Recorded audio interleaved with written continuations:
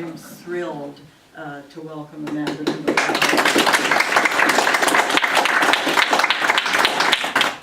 Well, I don't know if I'm going to stay up here because I'm feeling extremely tall right now, or my shoes might come off. We're going to see. Well, thank you, everybody. First of all, I see a lot of familiar eyes, and I appreciate the support.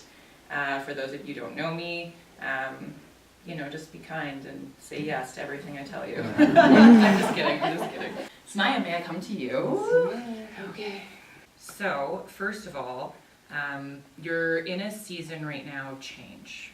Okay. And you are questioning past and previous decisions that you have made up until this point that have led you into a life path and commitments and responsibilities that you have, and that you're in that mode of, I'm responsible for the decisions I made, this is a life I have created, and I've actively created this. But what you're finding is what you have actively created isn't necessarily connecting with where you want to go. And there's a gap where you don't want to admit that necessarily, because you have that responsibility where you've actively created this life, but in your gut, you feel like it's time to do something different. And one of the questions that's coming up with this is the potential of hurting people at the expense of putting yourself first. So as soon as I connect with you, I'm a little jittery. And that's not negative, I wouldn't say it if it's negative, but what that's telling me is that there is, you're making a decision right now in your life that you are not 100% sure about. And it's something that is causing you to double guess yourself a little bit. Like, not double guess yourself, it's not the right words. So when I get a block like this, it's literally telling me that something is blocking for you. There's something blocked in your life, and there is something that for you want to move forward in something, but you're feeling blocked. And that disconnect, it always creates frustration with everybody. I mean, I could say that to anybody, of course, right? It creates frustration.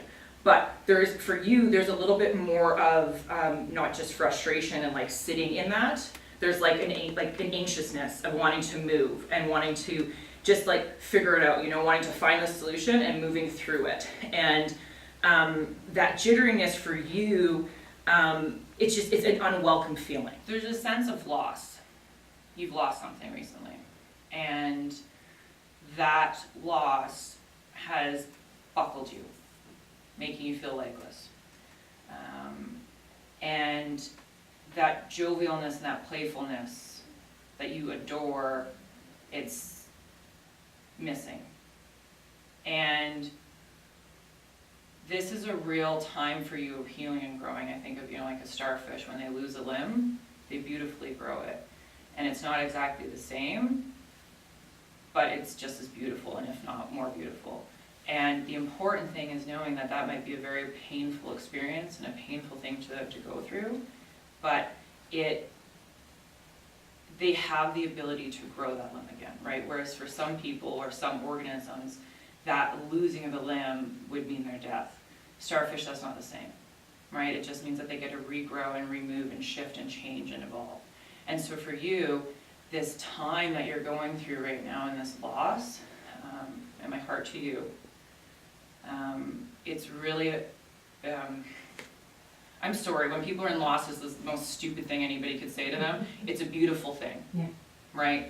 And it really is, like, you do have the ability to move through this. You have the strength, you have people around you in spirit, a lot of people in spirit around you, and just really protectively taking care of you. May I leave that with you? Oh, yes. Okay, thank you. First of all, mustard seed, the basket at the back. Obviously, we're still going for the mini toiletries and that. And socks, warm socks, please, new socks. Mitts or gloves, they can be secondhand, but the socks need to be new. So if anybody's interested in doing that, we'd be thrilled.